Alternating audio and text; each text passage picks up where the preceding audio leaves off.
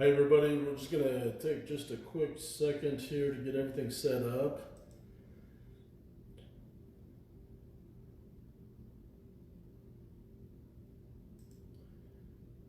And once again, as per normal, if you are driving, please make sure that you turn this off and just wait to watch it. It'll be recorded as we always do.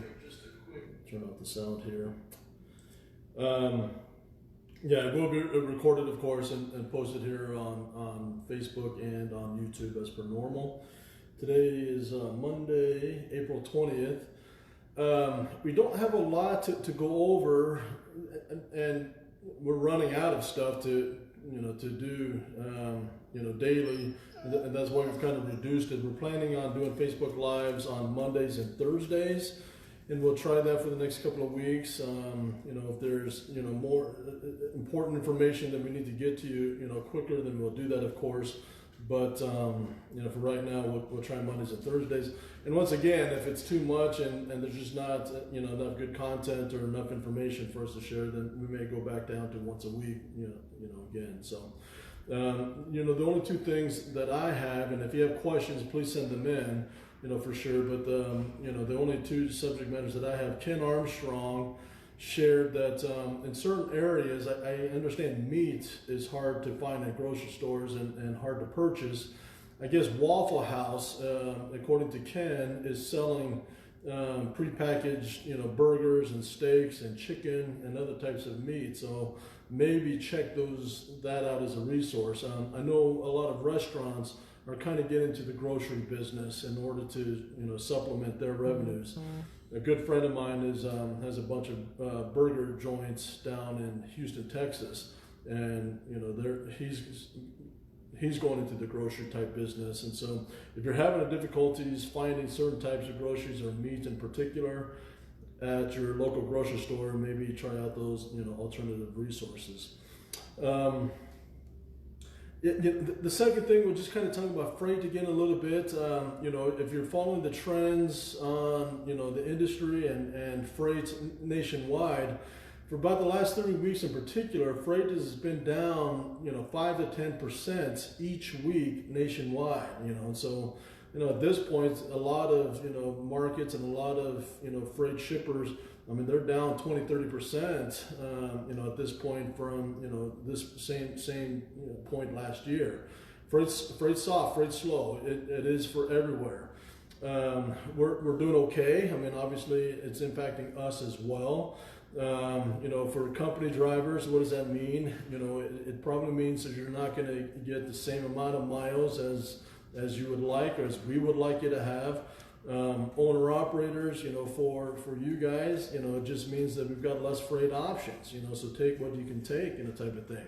We do have, owner operators that have chosen to kind of wait this period out, and some of them are concerned about, safety and, and so forth, and they have the resources to kind of bunker down at home, for a bit, and so they're doing that, which is fine.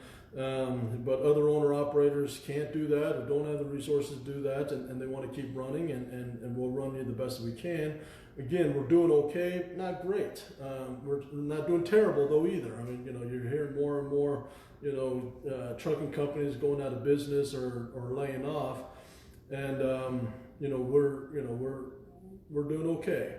I will say that this gives us an opportunity at any time that there's a downturn is to evaluate our business, evaluate which of internal employees, external drivers, and so forth, that we have an opportunity to do some coaching or training, or or if it's just not a good fit, then take those steps. And those aren't fun either, but again, in a downturn, that the industry is seeing, and with freight and everything, those are the things that are part of the business. Unfortunately, we do hope, that as things open up again in May, hopefully in June, that hopefully by Q3, July, there's a semblance of normalcy that has come back, and type of thing. So 2 months is not, a long period of time, but we just have to continue to wait and see and monitor, the events as they come up here. So let me check real quick for any questions here. Maria is asking me to talk louder. I'll try to talk louder. Yeah, Joe Younger is just, responding to what we're talking about here. Yeah, once again, our sales group is going out and trying to, get more business. If we're able to get into the business, for example, medical supplies, and I think somebody asked last week, why we're not doing food. Well, we do haz waste, right? And we do hazardous materials. And so there's a lot of things that we have limitations of getting into, given the core products that we move. But you may also find that in order to get into the other spaces, like medical supplies, perhaps, into the food, markets, then there's some extra servicing we're going to have to do with our trailers, with washouts and certain types of chemical washouts and everything. So if you're asked to do those kind of things, just be aware that that's in an effort, to expand our business base, right now. I mean, if manufacturing continues to be slow, then there's going to be less haz waste. If the Department of Defense and the military, is bunkering down and, to try to spread contain the spread of coronavirus, then they're not going to be doing as much training and maneuvers, and so there's other opportunities that we're looking at, and that may necessitate asking our drivers, to clean out the trailers or get special, washouts, that kind of stuff. So be prepared for that, and we're going to ask for your cooperation and participation in that. I will add again, and we talked about this last week, one of the other things that you can do is be aware of your fuel purchasing. We can save tens of thousands of dollars by having a good fuel strategy, and every $5,000, $6,000, $7,000 we save, that's a job each month, right? And so all of these economics add up, and there's things that we're asking everybody to do internally, that within the office, or working from home, those work from home, and certainly there's things that as drivers, each of you can do as well. So thanks for that thought, Joe.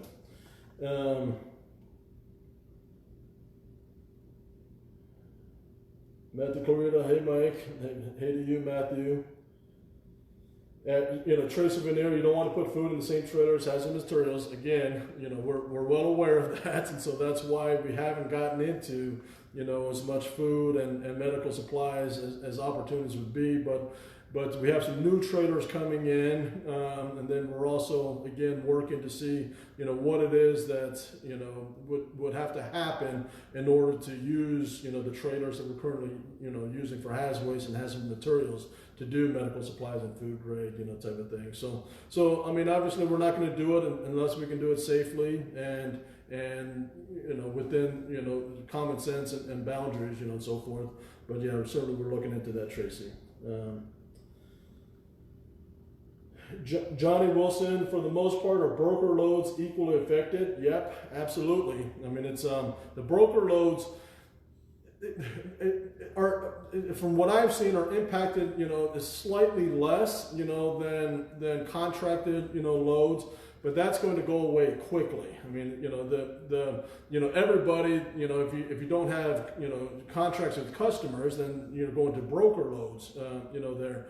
And broker loads are the FAK, the cheaper stuff, and they're the ones that are, getting the stores restocked, and so forth. But, as, the entire supply chain, and that's one of the interesting things we're learning, through all of this, is how really the supply chain works, and how one thing, in part of the economy has a huge ripple effect on, 2 or 3 or 4 other companies and industries, and so forth. And so, you may have read reports about, dairy companies having to dump milk, for example, and that's because kids aren't in school, right? And the kids in school, they're the ones that use a huge amount of those boxed milk. Well, with school not being in business, then the dairy companies are obviously impacted. Trucking, those that are delivering those milk is impacted. I mean, the Cisco Foods and the other food providers, cheese. If somebody gets sick in a meat processing plant, last week I was reading about pork, maybe being short supply, and I think that's what Ken Armstrong was referring to, when he shared the Waffle House, supplies. If somebody gets sick in a food processing plant, that shuts down that plant, what shuts down the suppliers and the outgoing, part of that. So all of it gets very intricate and very, it's interesting, fascinating, concerning, how, we're all just kind of reliant on other pieces that you wouldn't even understand, that's affecting us. I mean, eventually box companies, right, are not going to have as much business, and so it's that ripple effect that's hopefully, our government leaders and business leaders are paying attention to and able to control, because, those ripple effects, will get broader and broader for sure. So, Chase Strode, long time listener, first time caller. Thanks, Chase, for that. Don and Bonnie Huffman, good information. We have to stay versatile, stay in business. That's right, and so again, this is not normal times. Anyway, this is, for my career, unprecedented, and for most of you guys, I'm sure, is unprecedented. So again, we may ask for your patience and/or flexibility, like I said, for example, and washing out trailers, that kind of stuff. Let's see if there's other questions here. Jake Moffitt has one of our local restaurants and shoppers ordering food, also selling it at cost for those having a hard time finding things. So thanks, Jake Moffitt, for that. Again, check out restaurants. If you're having a hard time at your grocery store, check out restaurants. There's various restaurants that are doing this kind of thing. So again, we appreciate this forum for each of you share information with us and with each other, and we'll continue to provide this forum. And again, I think it's important to note that if you follow the stock market, for example, everything went down pretty aggressively, pretty hard, but if the market has recovered a lot of what it lost, and which just indicates that our economy foundation is strong. No one can plan for a pandemic, global pandemic like this. But it appears to me, and I'm not an economist, I'm not a financial advisor, that it just shows that, we've got a good base, economic foundation, in our country and hopefully globally. That, John, commented in his video, last week that we sent to everybody, that hopefully, by July, and so I share that optimism, hopefully by July, we're back to a semblance of normal, and so forth. So anyway, thank you for everybody. Let me check one more time for any other questions.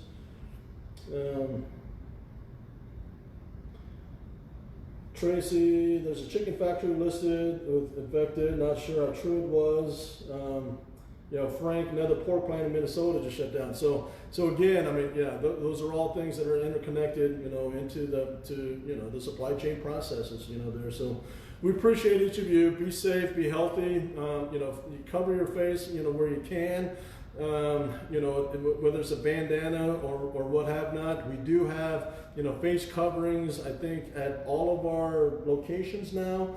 We may not have a lot, and I think we're limiting it to 1 or 2 per driver, but we'll continue to get them as we can and have them available as we can, but hopefully you're able to find, face coverings where you need to out there as well.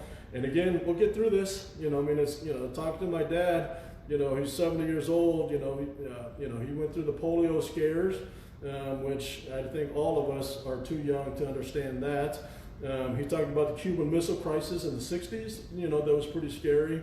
And then, most of us, remember or lived through the 9/11. So we'll get through it, but in the meantime, be safe and be healthy, and we appreciate everyone. Thank you.